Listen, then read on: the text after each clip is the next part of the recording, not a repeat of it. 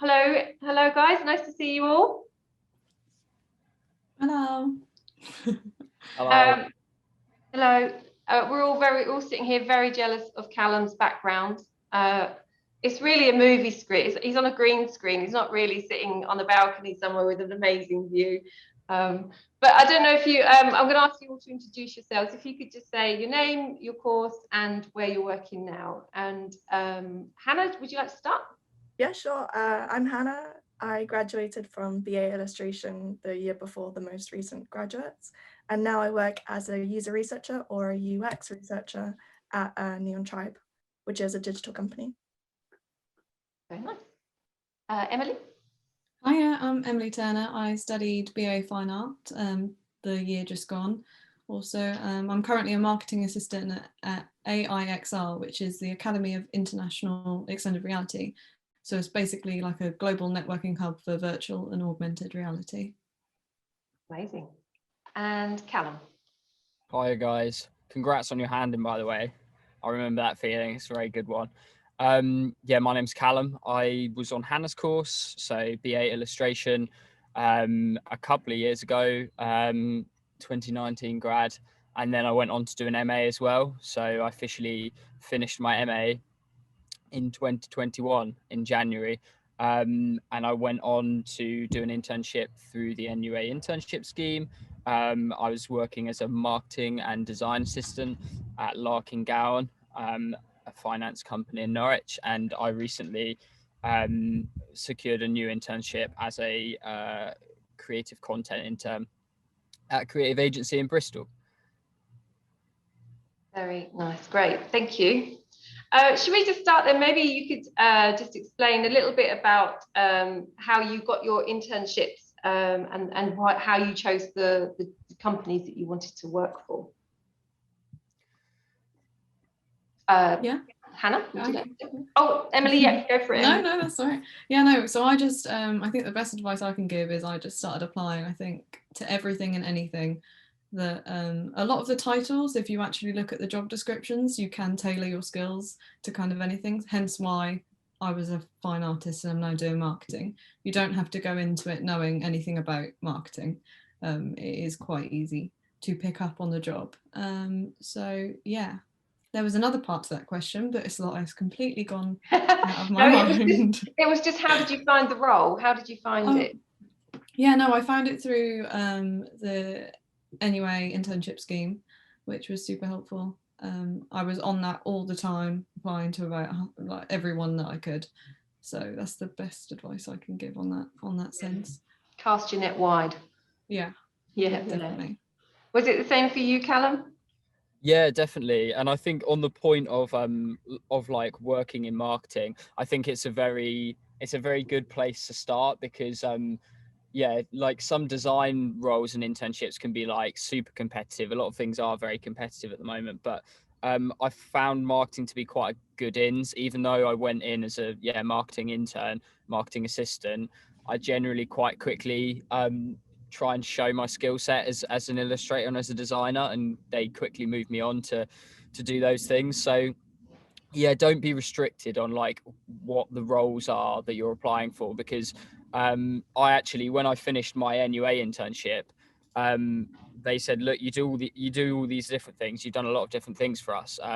Like what do you want to call your job title? So you can like carve that for yourself, really. In terms of finding stuff, yeah, I found it obviously through the NUA intern scheme as well.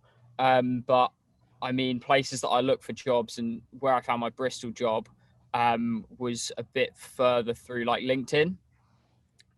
So if you don't have a LinkedIn profile, I'd really suggest making one. I can give you some advice on how to make one so it gets seen. I'll send you mine in the chat a little bit later on, and we can connect on there.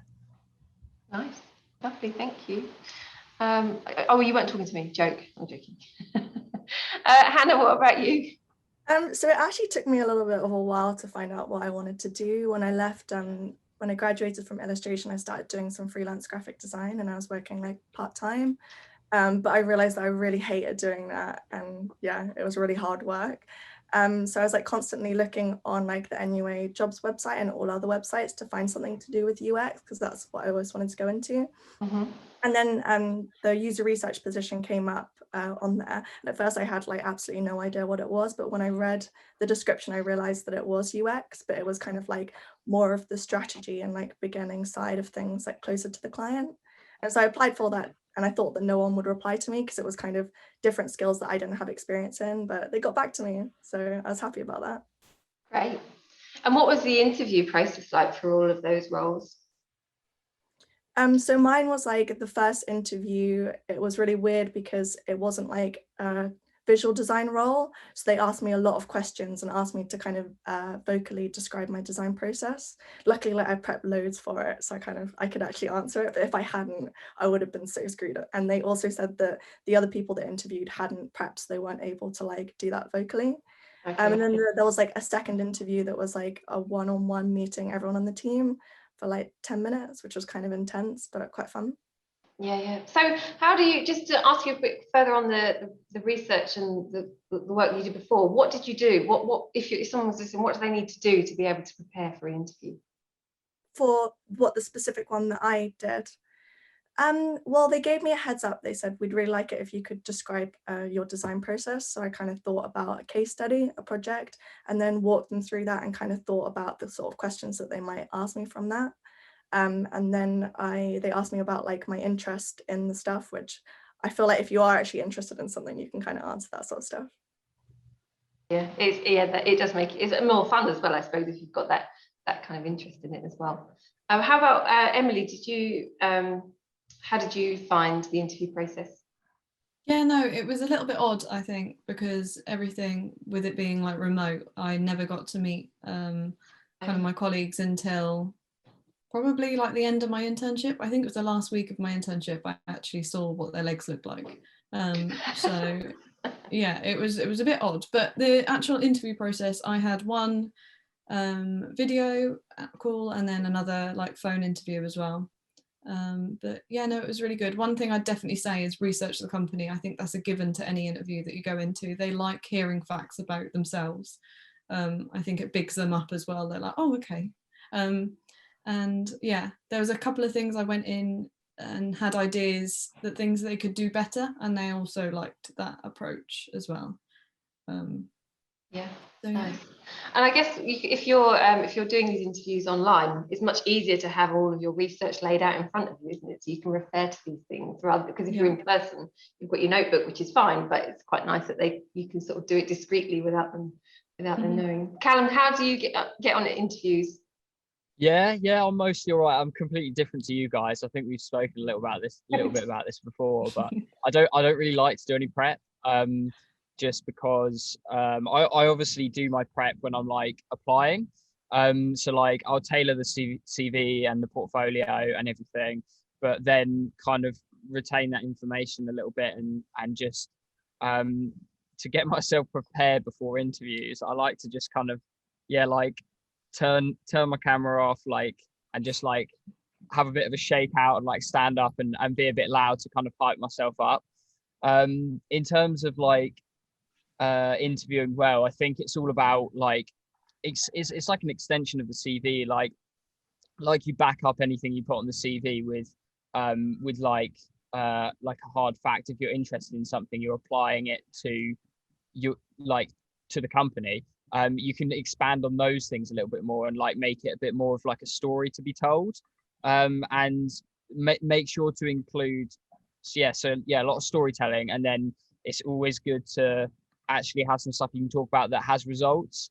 So if you've worked on like a design campaign that had any effect on your peers, or it went out on your socials and it did something, like really get on about that, because I think that's the thing that companies want to see, that your work is going to get them results. Nice. I also found I personally get really nervous for interviews. I have like loads of social anxiety with that sort of stuff. So I found that like asking them questions at the very beginning before they ask you questions kind of helps you to relax. It's sort of like, I had quite a few interviews and most of them were like super nervous, like talking loads, like really fast. So I found like really practical tips, like really try to talk really slowly, and like also drop your voice like down like an octave, and that's supposed to make you feel calmer as well. Yeah, definitely. I think like that's a really good point actually about just chatting before you get in. I remember my last interview at my most recent place. I think we chatted for like 10 minutes about just like Marvel and like donut burgers before we actually got into the interview. And it just made it so much easier. Like everyone was like a lot more at ease because we were just talking like normal people, because that's what we are in an interview situation. Like, and Yes. it's also, I've seen now, the company that I work for, they've done interviews for other people, and I've sat in on some of them, and it's quite weird to see how they kind of vet the process a little bit and how they get people involved. And also one of the guys, he said to me, who was the interviewer, said, I'm more nervous being the interviewer than I am actually interviewing, like being someone that's interviewed. I can't even talk now, but yeah, so I think the person, like Callum said, is still a human on the other side and is still a little bit worried about how they come across as well, because at the end of the day they need someone to fill that role. That's why they're looking. So yeah, and if you can put them at ease before you even started the interview, then that's amazing, isn't it? They're gonna think, you know, this person is really confident, and they're you know, they're the sort of person that you want to have in your company. So that's great advice. So you've got the interview, they've rung you up and said, absolutely, come and work for us. What was it like actually turning up on your first day? What does it feel like? What did you do? Emily, do you want to go? I was like, even though it was still working remote, I had so many meetings with like different people, and I was still so nervous. So yeah, I think when you go into something like that, you just need to chill out and understand that you're not gonna remember everything that they say. Just, you know, and you don't have to prove yourself as much in the first week either. It is all just about absorbing the information that they're giving you, and take a notebook and just jot things down and then revisit it later on. It is more about getting comfortable with people and just like communicating with them. They want someone that can talk to them. And ask questions as well. That's another one. Always ask questions throughout the whole thing. If you're unsure about something, nothing's a stupid question. Yeah, I found like it was so supportive. I was really scared that it was gonna be like, I did like some freelancing stuff, and then also worked like part-time, like 2 days a week as a graphic designer in another company. And I guess like all my experiences from those were like a little bit more hostile at points. So when I came in, I was kind of maybe expecting that same sort of like pressure and like negativity. But it was like so lovely. Everyone was really nice. Yeah, 100%. I think like, take a notebook to everything, even if you're not looking to like learn anything directly. Make notes for people. Just seem really eager in that first week. But that being said, don't be working any extra hours or worrying about into the evening. Like, just try and breathe as well. Yeah, nice. So you probably covered it, but just to go a little bit deeper into, you know, that sort of the build up to taking on these roles, or even maybe while you're doing it as well, and like, what were your biggest worries before you started, and looking back, were they valid? I'm just thinking about what maybe some people might be thinking about when they're about to go into their own internship. You know, what were you worried about? I think just a general sense of like imposter syndrome is quite like rife within the creative industries, and like that's something that I definitely felt in the first few weeks. Like I'd say that the first couple of weeks it was like drifting between like, am I actually good enough to be doing this job, like, and then coming back to like, yes, of course I am, because they hired me for it, and then flipping back and forth basically. So I think that's a big one. But then you realize something else that I'd really recommend actually is I do this on on Trello. It's like a kind of task management system, but I note everything down on there and like move it across so I can like kind of reflect on the week. That was really helpful because the amount of progress that I'd made in those 3 months um, was great to look back on. And there were definitely things on there towards the latter half of the 3 months that if that had been given to me in the first few weeks, I would have been like, I'm never going to be able to do that. Not in, I need a couple of years, but I just, yeah, went with the learning curve and got there. So what sort of things did you, sorry, just quickly, That's just right. what sort of things did you add on there on your Trello board? What sort of, I'm just Yeah, intrigued. so I basically recorded everything, but I'm a bit over the top with it. Like, I don't think you need to record everything, but like, as long as it's a task that kind of takes like more than half an hour, it's not like a call or something, like I'd write it down because you can reflect on and add that to, you know, other applications that you've done that, kind of summate it up. Yeah. So once I finished there, I wrote up the most important parts of it and condensed it all down. So I had it for future CV writing and things like that. An example of one thing that I thought, yeah, I wouldn't be able to do, and I didn't know that I was going to have to do when I first started there as well, was yeah, do like a massive rebrand for a company. When I started, it was very much sold to me as a marketing assistant role, and yeah, after about a month and a half, they were like, oh yeah, we need to do a rebrand as well. So I got involved in that, and that was again quite intense, but I learned so much from that. And that was just from saying, yeah, they just asked me in a call, do you reckon you can help out and pull your weight on this seriously? And I just said yes. Didn't think I really could, but so why not? No. Sorry, Emily, I interrupted you.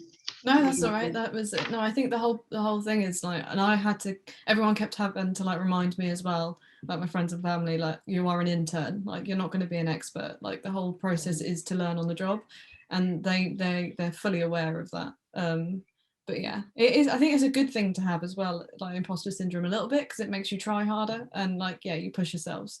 But a lot of the things, the same as Callum, like if you would have told me like to do the amount of work that they gave me at the end, I would have like had a complete mental breakdown. But it is, you do like learn so much, and it is so important to reflect each week. I've only just started now doing that, like, and I'm like, I don't know how many months in, 5 months in.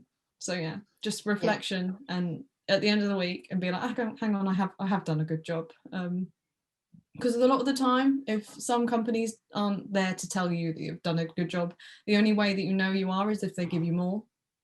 So if they keep adding it, and like yeah, you're not always going to get complete praise. Yeah, I think it's important to ask for feedback as well. Like Yeah. they really like it if you take initiative, and before they ask for reviews, just say, can we have a little like review on how I'm doing? Obviously you assess that like depending on the workload and what things are like, but I think it's a good thing to do. Just take some initiative on that, and yeah, don't forget that as an intern, you're very shapeable to them. So like it's good to take advantage of any like professional development opportunities they might have. Don't be afraid to ask, like, I found this course, can you sign me up on it? Like they have little pots of money for that kind of thing if they're like not a micro company. So I do those as well. That shows initiative, and then you have a qualification too. So why not? Yeah. Though I do have one comment is like, be careful about the way that you ask for feedback. If you ask for it too much and in certain ways, they just might think that you're a little bit insecure. Yeah, that is a good point. Okay. Well, I mean, the success rate of you guys is pretty phenomenal. You know, you're now in full-time roles with, except for you, Callum. I know you've chosen to move on, but you were offered a full-time role as well, weren't you? But you're all in are in full-time roles off the back of your internship. So, what do you think was the reason or the key things that they employed you? How did that happen? Do you think? I think accumulating and taking on like more tasks was the main thing. So I think I started like ease myself into it so I could give more. I knew I could give more over the 3 months. but then towards the last month, like I really tried to up what I was doing and just make it basically a real pain for them not to give me a job. Yeah, that's a good point. Yeah, I think if you take over, kind of with me, I kind of did all their social media and eventually was kind of managing it. And then if they get rid of me, they're not gonna know what they're doing. So that's an aspect that there's going to be a hole if I'm not there. But I made the mistake of kind of giving my all at the beginning, and then nearer the end, like there was a little bit of a moment where I was like, okay, burnout's gonna come and get me. But there was good enough people around me, and also like we had weekly drop-ins as well with the internship scheme that kind of helped you kind of ground you each week and be like, okay, that was that kind of reflection moment for me, and it was really helpful talking to all these guys as well. So yeah. To be honest, I did a little bit differently. Like they kind of were a bit honest with me at the very beginning. Like I think they were with a lot of the NUA internship schemes. It seems like they do kind of want to hire at the end, and it's kind of like more of an interview. But when I joined, I like invested so much time into like forming relationships with everyone on my team. So like organizing like lots of coffee times, and it kind of panned out because like right at the end when they were deciding, what my boss did was he went and spoke to everyone on the team and then asked them what their experiences of me was. So I'm glad that I did that. Yeah. No, that's another good point as well. Like we had a lot of team socials where just join in and just have fun. I think it helps you kind of understand that the people you're working with are kind of they're just normal people that they want to have fun as well, and it makes it such a nicer working environment as well during the week, knowing that you can go and have a laugh with them at the end. Because Emily, most of your time was remote, wasn't it? So how were the social things when you were remote? Yeah, no, so each department, it would be on a rotation where we'd organise like a team social, and it was one of the times it was like the new hires time, and we did like a cocktail evening, and we sent cocktail shakers and like ingredients to everyone's addresses, and played like online games and things like that, which was super fun. Ended in like disaster for most, but it was still super fun. At least you don't have to get yourself home after drinking. No, exactly. Just roll out of the chair. So you mentioned very briefly that you had this kind of reflection time that you all went to through the NUA internship scheme. Can you just tell me a bit about that and what you got from that, and maybe if someone is in an internship but isn't at the NUA, how they can maybe recreate that for themselves? Yeah. Go on, you go, Hannah. So really nice to have like a friendly face on Wednesday afternoons, I think it was. That was really nice. I think mostly I saw Luke. Like not everyone showed up all of the time. I think myself is included in some of that. But I really liked the practical kind of side of things. Like what was it, practicing introducing yourself? We did like a whole workshop on that. And then also like some other stuff, like looking at your skills and stuff and what you're nervous about. Mm-hmm.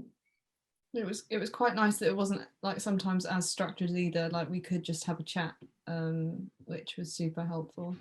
But yeah, if you're not kind of in that environment where you have that, like I think networking with people, there must be people that you kind of know, and I think a good idea is like on LinkedIn just to get people similar age, like, or people that you've graduated with, just to keep in contact with them, and just have a chat like or organize like a group art session or something like that where you can just discuss how things are getting on. Yeah, there's lots of opportunities for like starting like collectives or starting like organizations for young people to just like that's what we did when we graduated from our BA. We started a business centered around staying in contact with each other in the first instance, but it turned into so much more than that, and it became such a good way to develop like professional skills. But the young people who are graduating with you guys, who you really want to like have in your network are the people who are going to get into industry like they're just going to fight for it whichever way. So you want like a group of people with diverse skill set, but you want people who are just gonna work really hard to get a position and build from there. So yeah, surround yourself with those people, and yeah, eventually you'll become one of those people. Great. Callum, I'm going to ask you a specific question because I know you have a plan, and we've got on that plan you've got 4 different internships. By can you tell us what your plan is? Because we're talking about casting our net wide in terms of what we apply for, and Yeah. if you can talk us through what you're going to be doing. Yeah, so it's a bit of a crazy plan probably, but I set myself the challenge of, in my first year of work, to basically I want that year's experience in the industry, but I don't fully know where I want to sit within that, and I want to try a lot of different things. So I set myself the challenge of trying out like 4 different 3-month-long internships in the first year of working in the industry.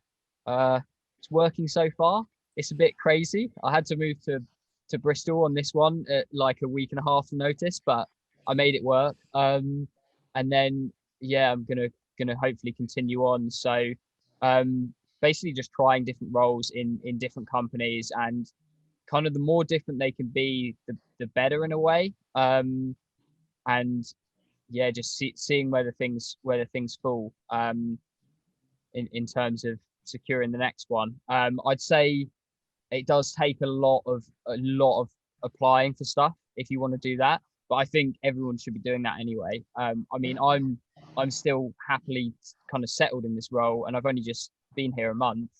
I'll definitely be staying out my 3 months just to build the relationship, but I'm still applying for about 10 or 5 to 10 jobs a week. Wow. And that's just so I can continue to change my CV and continue to see what's out there and learn the vocabulary that comes with those jobs at the pace that it's needed to be learned at, I guess. I think I saw a question like further up about how many things you need to apply for to get, like, before something comes your way. And I think it can be pretty disheartening at times, and it was for me before I secured the first role. But I've lost count of the amount of places I've applied for, and the return rate isn't always that promising, but basically a lot, I'd say. Go for a lot of things and research a lot as well. So that's a very brave thing to do. If you've been offered a full-time role at your first 3-month internship, and then you probably enjoyed it there, I'm guessing. If it went well, if they offered you a full-time role, and how did you make that decision to go, nope, I'm gonna move to Bristol, where you're in Norwich? That's a brave thing to do. Yeah, it was quite a difficult decision to make, I suppose. At the time, I actually stayed for a month as well. So I accepted the role after the internship, and I stayed for a month, and we were at quite a tricky time at work as well. So I just tried to set myself up in a position where I could do a lot of work to get them where they needed to be. And then I at the end I just took the jump. I said, am I going to be here in a year's time? Would I be happy if I was? And probably not. I'd rather be trying something else. So I just throw my money and my time at something different and see how that goes. Sounds like a very awkward conversation. Yeah, it was quite an awkward conversation to have, actually, to be honest. But I think to start with, they were quite put out. But they were definitely aware that that I was going to be not staying there beyond a year, just because we were very different. I got on with the team, but they were very different to me. They just didn't expect it to be that soon. So I just had to be very careful about how I approached them, telling them that I'd have this offer. And I think there was about a day where they were I could tell that they were a bit annoyed or put out. But after that, they understood my position, and that I have to look out for number one. So yeah. Yeah, it's amazing. Well done. It's very brave. It's very impressive, Callum.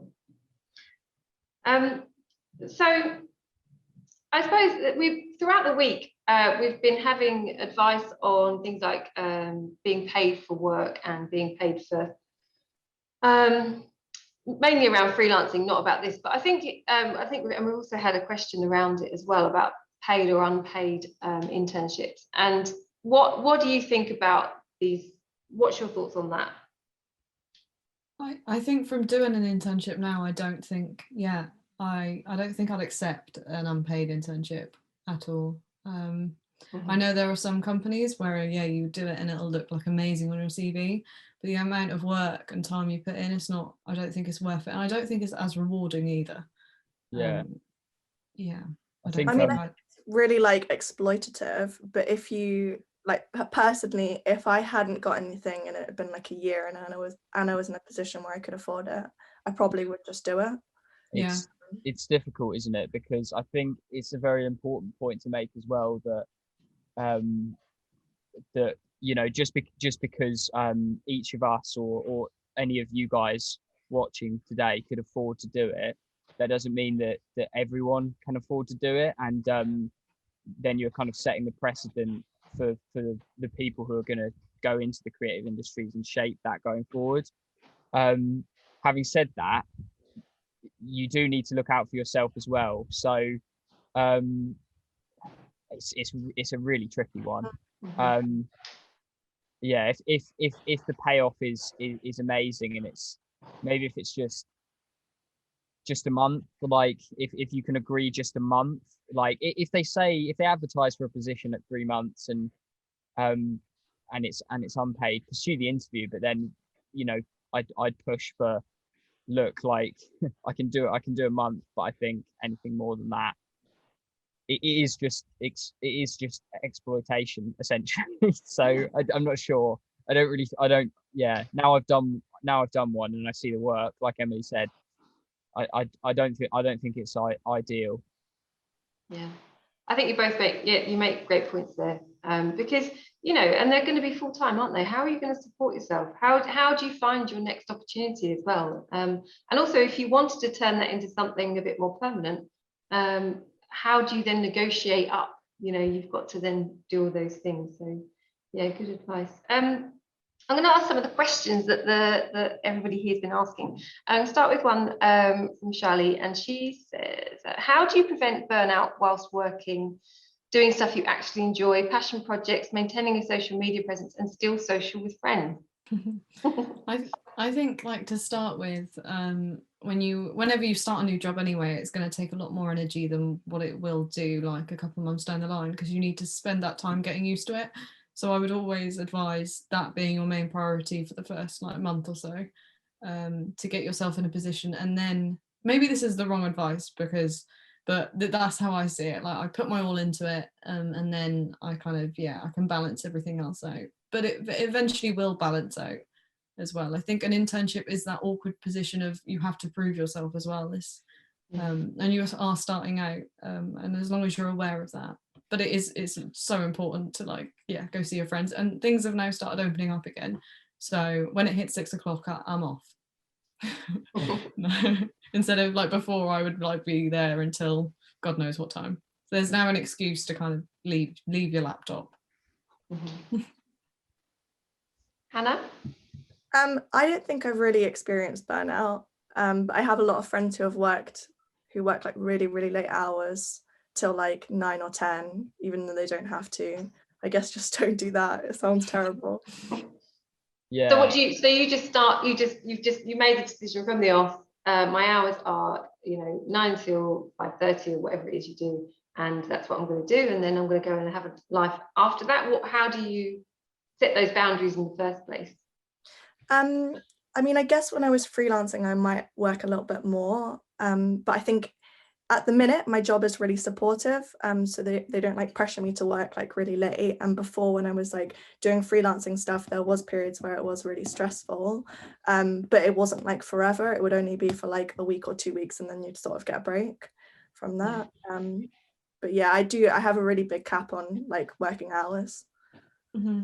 Yeah, I think there's also there are, with like my role, there are some nights where I have to kind of keep on it after hours just because that's what it requires, but then I make sure I've started to like level it out a bit more so that I can have a break. Yeah. Do you have anything to add, Callum? I think it can be really difficult managing like multiple different things, and going from like trying to work as an intern and prove yourself and also do other things on the side is a difficult balance. But I think it's about working hard at the start, like but like making sure that you manage that, how you're going to up that working going forward, and just time planning a lot, making sure you know like when's going to be your down weeks, because I really enjoy like going out and being social and doing things, going out drinking and going and doing activities and stuff. Like that is way more important than work, like so, but it just needs planning in as well sometimes, I think. And making the other projects that are like the smaller projects that you're wanting to juggle alongside, just making them as enjoyable as possible. So if it's like running your freelance like business or something, can you do that like going to a cafe and get someone like a friend, you can meet a friend like in between, and just like filling all that time so you can make sure you're relaxing as much as you're working. And try not to work late. Like I'm really bad at this because I'll pick up something else that I'm working on like after work hours, something to do with like my business or like freelance work or something. But try and avoid that, because you're not going to be productive if you're not well socialized, well fed, and well slept. So make sure you're getting that. Nice. I like that. That's really nice. Okay, that's really good. Thank you. We've got quite a practical question from Izzy. She's saying, if you're doing an intern remotely, how do you get the software? If you need software. Sorry, I can read, everyone. I know I'm doing a good job of pretending I can't, but I can. Like if you need a software, you need to pay, or you do have to buy it yourself, or does company pay free? Company pay for it? They will normally pay, like cover everything. So at my place in Norwich, they literally one of them personally dropped all the stuff to my house, which is very nice of them. And then the first day was just the IT setup. Here it was even more like I felt like a secret agent or something. I got like a package like shipped to me like in transit, and it was just a Mac in it like a dented Mac in a box, and then I installed everything on that. So they cover everything. I think it'd be like unreasonable for them not to, like if there's tools that you need to use like Adobe Suite, that they're paying for that. You're not paying for that. Yeah, I think you just need to be like open and honest with them, and just like tell them your position from like the get-go, and like the tools that you need to like do the job. And I think ultimately, if they're a business, and that like £50 a month on Adobe subscription for you isn't gonna touch the sides. So you just have to push for it, and they will give it, or they won't have you. Hannah, did you need any software? We use a lot of online collaborative tools that they already like pay for. So, and I think they probably would if you needed like a specific software. Yeah. Okay, lovely. What else do we have? So, Roxana is a good question. It's kind of like you want to go from intern to fully working for them, but you want to show you're keen, but maybe not be too eager. Do you think that is a thing, or do you think be as eager as you can? What do you think? Situational, I think. at the last place, basically try and suss out if they want you first, if you can, because I think that affects how you're going to treat that conversation. Yeah, if they want you and if you actually want to stay, because then you can start to, you know, come up with your terms a little bit more. But I mean, there's certainly like there'll normally be in a 3-month internship. I'd say you'd have like one big, like halfway or third way through review, where you should be able to garner from that whether they want you or not. At this new place, they've been a lot more open with me and just hinting that they want to keep me. But at the last place, I had to kind of drive that conversation, which was then why it was kind of extra awkward when I left. But yeah, I think the way I went about that conversation is just, yeah, kind of after about a month and a half in, and we'd had that mid review, just kind of said like, I want to step it up a little bit more, like what can we do to make this work a little bit better and start to like carve a little bit more into the role. And then yeah, I did kind of nag them a little bit at that place, but I haven't needed to at this one, so it's situational. Okay, would you both agree with that?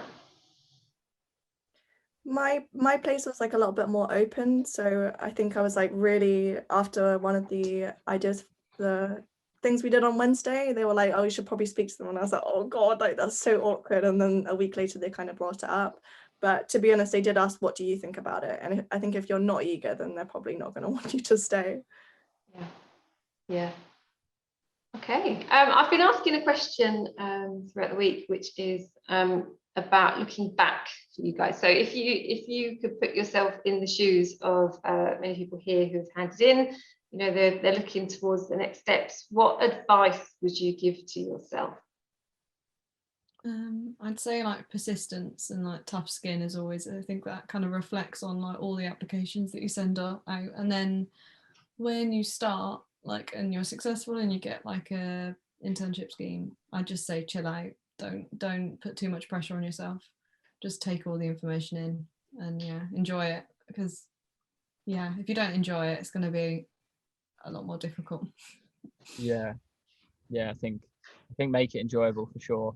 I think also like a couple of practical things that I wish I'd done when I finished my BA probably, or one that I did and one that I wish I'd done. One that I did was what I've been banging on a little bit about already was start like a business, or just started doing something to fill my time and keep me creatively active, because it's so easy to, I had to work a part-time job. I worked a part-time job right through my MA actually, and until I got the first internship. But it's easy to for creativity to kind of take a back seat, because if you make something,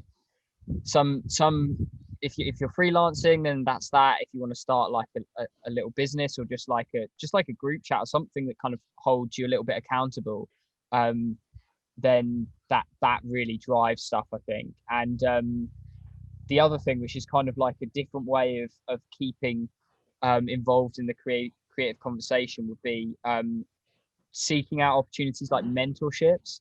I think like the value of mentoring is like hugely understated and undervalued, to the point where I didn't know about it until I came across it through NUA profile. So yeah, keep your finger on the pulse there too. So I'm getting a helicopter overhead. Yeah, mentoring's great. I learned probably more about the industry than I'd learned in like 4 years of university. Granted, I was learning different things in university as well, a lot of research in my MA, but I learned so much about the industry from my mentor within like the first 2 weeks. It just really opened my mind to what it's actually like. And he was such a normal person, which I don't know why that surprised me, but it did. And he was very open and frank about the way things are in the creative industry and what he didn't like and what you need to do. So I'll send a couple of like mentoring things, links in the chat for you guys to have a look at, and you can see what you think. Some of them might be worthwhile checking out. Great. Yeah. Yeah, I would also say the mentorship thing, because Callum did it, and then also someone else from our course did it, and then landed like a really cool role in an advertising agency. I had no idea that those things existed, but I wish I did, because I think it would have been really good. But other than that, I probably would have just found other ways to talk to like industry professionals. Like I found that I did illustration, but I didn't really feel like being a freelance illustrator, and I felt more graphic designy. And I kind of wish that I'd focused more on like speaking to people and actually getting feedback on how to break into that sort of stuff and like how to actually do my portfolio. Because when I got out of uni, it was like really impossible to keep working on your portfolio. It's just like the most demotivating thing in the whole world. In what way? It just felt like you had like loads of time when you didn't have work stuff on, and it felt really hard to be strict with yourself and like actually finish it. And then when you finished it, you were like, oh shit, like it's really not very good, so you'd want to go back and change it again. Yeah. And did you find that would hold you back from sending it out and using it as a tool to get employment? No, I just send it out anyway, to be honest. Oh, good. But I wish I'd kind of made like a quicker version and done it on like PDFs, and then just like changed it and then sent it much faster. Yeah. Although actually, this is completely just popped into my head when you said file size. What do you think about file size when you're sending things to potential employers? It needs Just to because- be. Sorry? Oh, sorry, Hannah, go on. I was just meaning like, what do you mean, like amount of pages, like how big the file is? How big? Because just because sometimes when we do some filtering of applications, I sometimes get, well, for example, I had one the other day that was like over 100 megabytes, which is obviously huge. But how that might impact how somebody perceives the way that you know about what it is that you're doing. I think you need to like tailor it just so it's like as easy and accessible as possible. Like a website's always good or anything like that, because people just want something quick. They just want to. They're not going to spend too much time like looking through it. It's just like a quick glance. Yeah, that's what I've learned with like marketing as well. Like people's attention span is like less than 8 seconds. So you just it needs to be quick and then grab their attention. Yeah. Don't be afraid to like put like just give one image a whole page as well. Like quite often, like I don't know, this is a pitfall that I sort of fell into a little bit, which is why I'm kind of platforming it. Is I'd include a lot of things on a page, and like sometimes just a full, really nice full bleed image just does the work justice. It doesn't need anything more than that.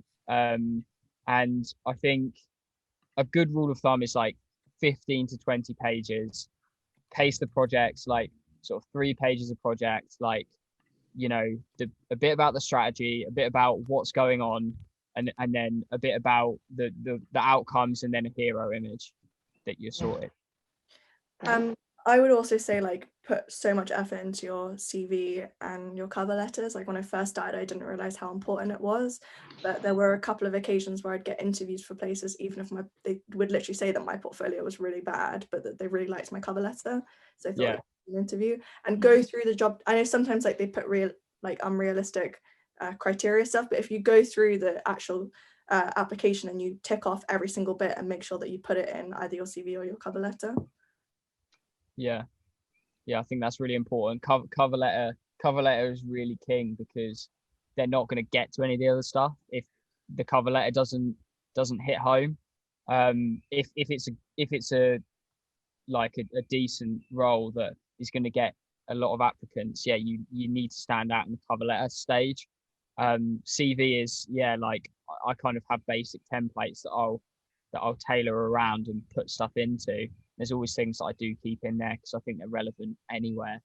But the cover letter it's great to make it really personable and just come across like you're a person. Like that's it. Yeah. I think Luke and Billy have said that at least a gazillion times in the last year. But we completely agree with you, Callum. Yeah. I can't believe how fast the time has gone. So we're going to have to kind of wrap it up there. But can I just, it's a bit cheeky to ask you, but is it possible if anyone wants to reach out to you and ask, maybe because you didn't get to ask all of the questions, that maybe they can ask you questions separately? Is that okay? Yeah, Of course. that's I'll fine send my by LinkedIn as well. So there we go. Lovely. Yeah, I'll bump down my LinkedIn. Yeah, I'm really really happy to talk about anything.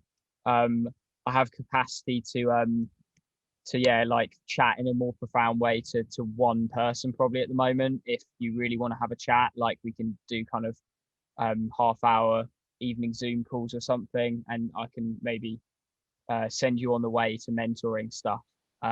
Not that I consider myself a mentor, but I can connect you with people who are. So yeah, connect with me on LinkedIn. Thank you, Callum. Thank you, and thank you.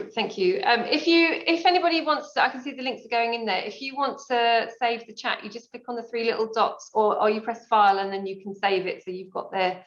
Because when we finish, obviously the chat will disappear. So make sure you do that before we finish.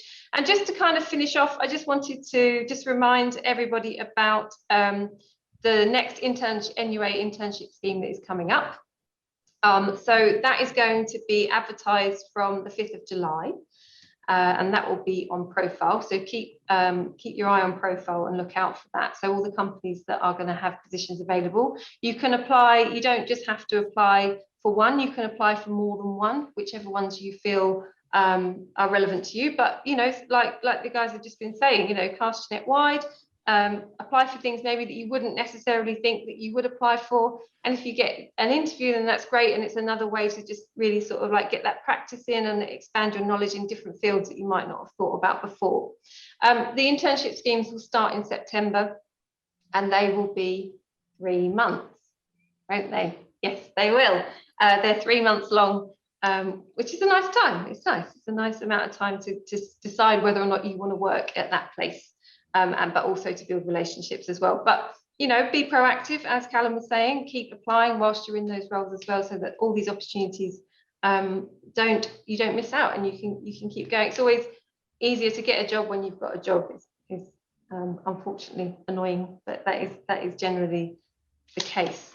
But I think that's it. That kind of concludes this whole week of lectures. I'm not going to cry. I'm not. But it's been so good. I've learned loads. I've got so much out of it. I hope everybody here has got a lot out of it as well.